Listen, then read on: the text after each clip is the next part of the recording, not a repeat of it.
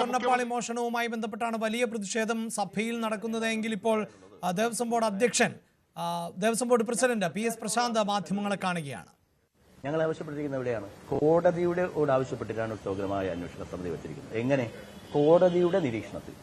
അപ്പൊ കോടതിയുടെ നിരീക്ഷണത്തിൽ സമഗ്രമായ അന്വേഷണ സമിതിയെ പ്രഖ്യാപിച്ച സാഹചര്യത്തിൽ 6 ആഴ്ചയ്ക്കുള്ളിൽ ആ റിപ്പോർട്ട് കോടതി സമർപ്പിക്കണമെന്നാണ് പറഞ്ഞിരിക്കുന്നത്. കോടതി ആയതുകൊണ്ട് കൃത്യമായ ഉദ്യോഗസ്ഥർ കൃത്യമായി അന്വേഷിക്കും.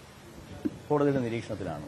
അതുവരെയെങ്കിലും ഈ ശബരിമല മഹോത്സവം ഒന്ന് മുന്നോട്ട് പോകാൻ വേണ്ടി കുറേ പണികൾ ഞങ്ങൾക്ക് ചെയ്യാനുണ്ട്. അതിനൊന്ന് അനുവദിക്കണം എന്ന് മാത്രമാണ് എനിക്ക് പ്രിയപ്പെട്ട പ്രതിപക്ഷ നേതാവിനോട് പറയാനുള്ളത്. അദ്ദേഹം പറയാണ് ഏതോ കോടീശ്വരന്റെ വീട്ടിൽ അതിരിക്കും. അദ്ദേഹം ആരുടെ വാക്ക് പറഞ്ഞിട്ടാണ് ആദ്യം ഞാൻ ദേവസ്വം ബോർഡ് പ്രസിഡന്റ് ഇത് കട്ടുകൊണ്ട് പോയി എന്ന് പറഞ്ഞത്? ഉണ്ണികൃഷ്ണൻ പൊറ്റിയോട് ചോദിച്ചിട്ടല്ലേ? ഉണ്ണികൃഷ്ണൻ പറഞ്ഞ ആരോപണം ഏറ്റെടുത്തിട്ടാണ് പ്രതിപക്ഷ നേതാവ് പറഞ്ഞത് 4 കിലോ സ്വർണം കെട്ട ദേവസ്വം ബോർഡ് പ്രസിഡന്റിനെ പുറത്താക്കണം. അപ്പൊ ഏതോ ഒരു കോടീശ്വരന്റെ വീട്ടിൽ ഇരിക്കുമെന്നാണ് പറയുന്നത്. ഉണ്ണികൃഷ്ണൻ പൊറ്റി ഇപ്പൊ അറസ്റ്റ് ചെയ്തിട്ടുണ്ടോ? ഇല്ലല്ലോ അല്ലേ? അദ്ദേഹത്തോട് ചോദിച്ചാൽ മതി, പ്രതിപക്ഷം വിളിച്ചു ചോദിച്ചാൽ മതി ഏത് കോടീശ്വരന്റെ വീട്ടിലാണ് ഇരിക്കുന്നതെന്ന് ഉണ്ണികൃഷ്ണൻ പൊറ്റിയോട് പ്രതിപക്ഷം ചോദിച്ചാൽ മതി. എന്തായാലും എനിക്ക് ഉണ്ണികൃഷ്ണൻ പൊറ്റിയോട് അങ്ങനെ ചോദിക്കാനുള്ള ബന്ധങ്ങളൊന്നുമില്ല. ആ കച്ചവടത്തിന്റെ ഇടനിലക്കാരൻ അന്നത്തെ ദേവസ്വം മന്ത്രി കടകംപള്ളി സുരേന്ദ്രനായിരുന്നു. അതൊക്കെ അന്വേഷിക്കട്ടെ. പക്ഷെ അദ്ദേഹം അതൊക്കെ അന്വേഷിക്കട്ടെ. താങ്കൾ ദേവസ്വം ബോർഡ് പ്രസിഡന്റ് സ്ഥാനത്തിരിക്കുകയാണ്. മുമ്പുണ്ടായിരുന്ന വിവാദമാണ്. താങ്കൾ നിരന്തരമായി ഞങ്ങളെ കാണുന്നു, ചോദ്യങ്ങൾക്ക് ഉത്തരം തരുന്നല്ലോ. പക്ഷെ അന്നത്തെ ഈ വിവാദ കാലത്ത് മന്ത്രിയായിരുന്ന കടകംപള്ളി സുരേന്ദ്രൻ കമാന്നൊരക്ഷരം ഇതൊക്കെ നമ്മൾ പറയുന്നതല്ലേ? ഞാൻ പറയുന്നത് ആയിക്കോട്ടെ, വരട്ടെ.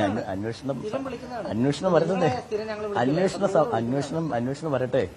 വരട്ടെ. ഞാൻ അതുമായി ബന്ധപ്പെട്ടൊന്നും അത്തരം കാര്യങ്ങളിൽ ഒരു അഭിപ്രായം പറയാൻ ഞാൻ ആളല്ല, പറയാനും പാടില്ല. അതെ, ഇപ്പൊ പുറത്തു വരുന്നത് ഏതെങ്കിലും തരത്തില് താങ്കളുടെ രാജി മാത്രം ഉദ്ദേശിച്ച് വരുന്ന ഒരു ആരോപണമാണെന്ന് താങ്കൾക്ക് പറയാൻ കഴിയുമോ? അതിൽ വസ്തുതയുള്ള കാര്യങ്ങളല്ലേ?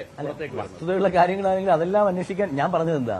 കോടതിയുടെ നിരീക്ഷണത്തിൽ ഒരു അന്വേഷണ സമിതി പുറത്തു വന്ന സാഹചര്യത്തിൽ അതിനാർക്കെങ്കിലും സംശയമുണ്ടോ?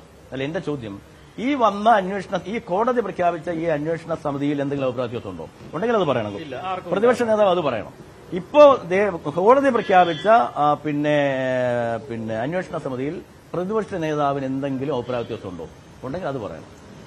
ഇല്ലെങ്കിൽ ആ അന്വേഷണ സമിതി റിപ്പോർട്ട് പുറത്തു വരുന്നത് വരെ പ്രതിപക്ഷ നേതാവ് സഹകരിക്കണം. ഇതാണ് എന്റെ അഭിപ്രായം. നിങ്ങൾക്കൊന്നും മറച്ചു വെക്കാനില്ല? ഇല്ലല്ലോ, അതുകൊണ്ടല്ലേ ഞാൻ അന്നും നിങ്ങളുടെ മുന്നിൽ നിൽക്കുകയല്ലേ. പക്ഷേ മുൻ ഭരണസമിതിക്ക് എന്തൊക്കെയല്ലോ ചിലത് മറക്കാൻ അദ്ദേഹമൊക്കെ അവരൊക്കെ പുറത്തു വരുന്നുണ്ടല്ലോ. അതിന്റെ തുടർച്ചയാണല്ലോ താങ്കൾ. ആയിക്കോട്ടെ, ഞാൻ പറയുന്നത് അതെല്ലാം അന്വേഷിക്കുന്നതിന് വേണ്ടിയിട്ടാണല്ലോ ഒരു അന്വേഷണ സമിതി വെച്ചിരിക്കുന്നത്. അവരന്വേഷിക്കട്ടെ.